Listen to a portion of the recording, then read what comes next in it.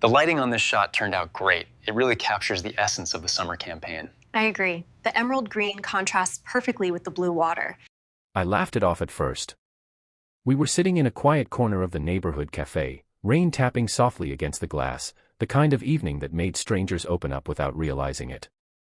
She had a notebook on the table, pages filled with tiny, nervous handwriting, and a half-finished cup of tea growing cold between her hands.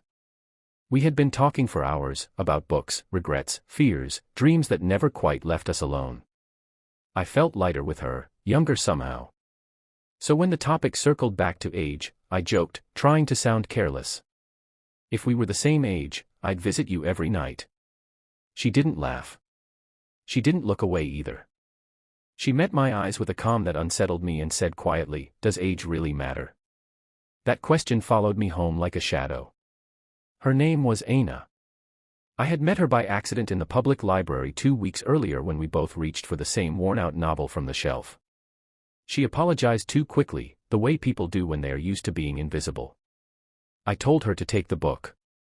She hesitated, then smiled in a way that looked like it hadn't been used in a long time. That was how it started, small, harmless, or so I told myself. I was 42. Aina was 22.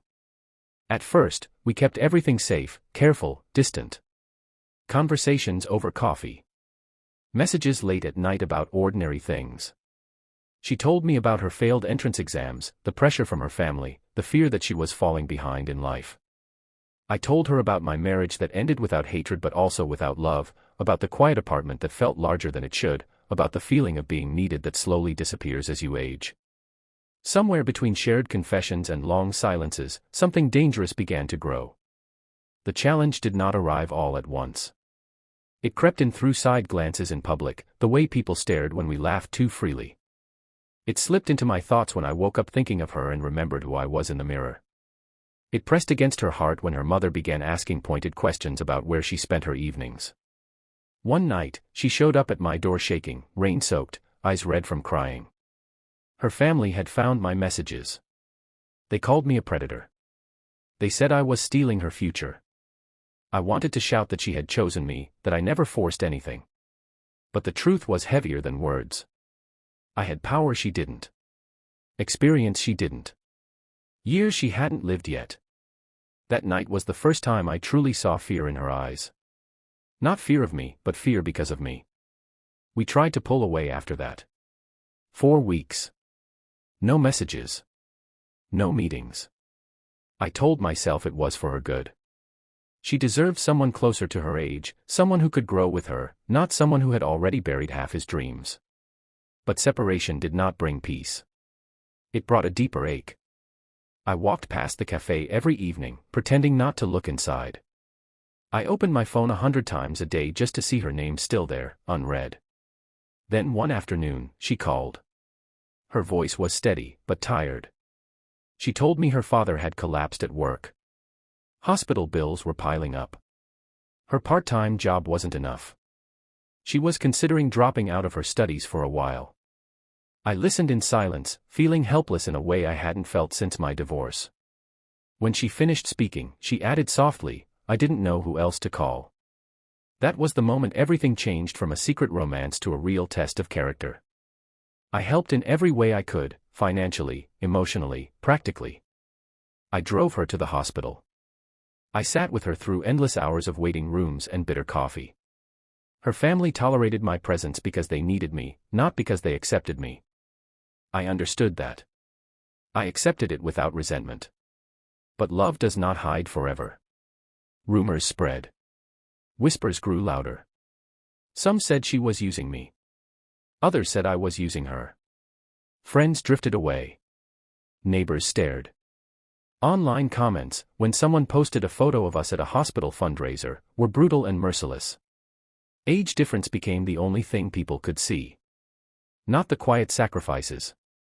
Not the sleepless nights. Not the way she held my hand when I felt like I was disappearing. Under all that pressure, she began to break. One night, she confessed her fear to me. That she might wake up one day and resent me for the years she gave away. That people might always see her as the girl who loved an older man instead of the woman she wanted to become. Her words cut deeper than anger ever could. Because they were honest. For the first time, I considered loving her enough to let her go.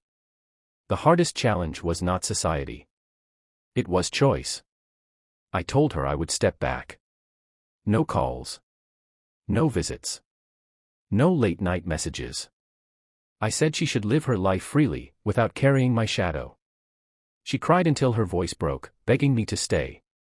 I held her and felt every year of our age difference pressing between our hearts. Then I let go. Months passed like slow punishment. Her father recovered. She returned to her studies. I followed her life from a distance through occasional news shared by mutual acquaintances. She was thriving. Winning small awards. Gaining confidence. Smiling in photos without me beside her. I was proud. I was lonely. Both could exist at once. Then, one evening, as I sat in the same cafe where everything began, the rain returned. The same gentle tapping on the glass. And across from me, someone placed a warm cup of tea on the table. I looked up. It was Aina. Older somehow. Stronger. Her eyes carried less fear and more certainty. She told me she had finished her degree early. She had been accepted into a national program.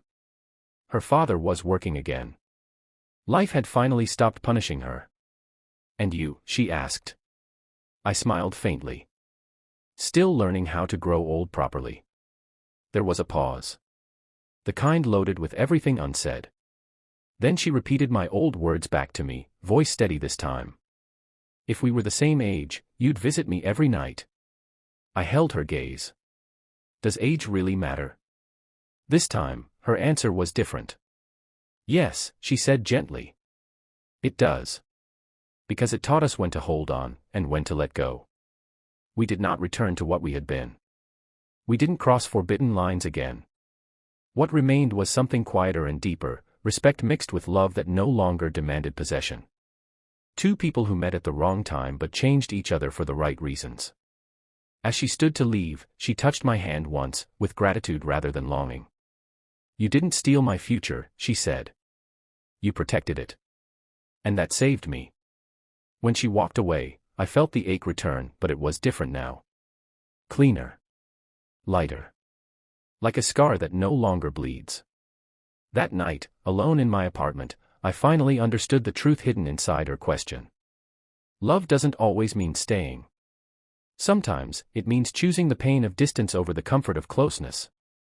Sometimes, the most powerful way to love someone is to refuse to become the person who holds them back.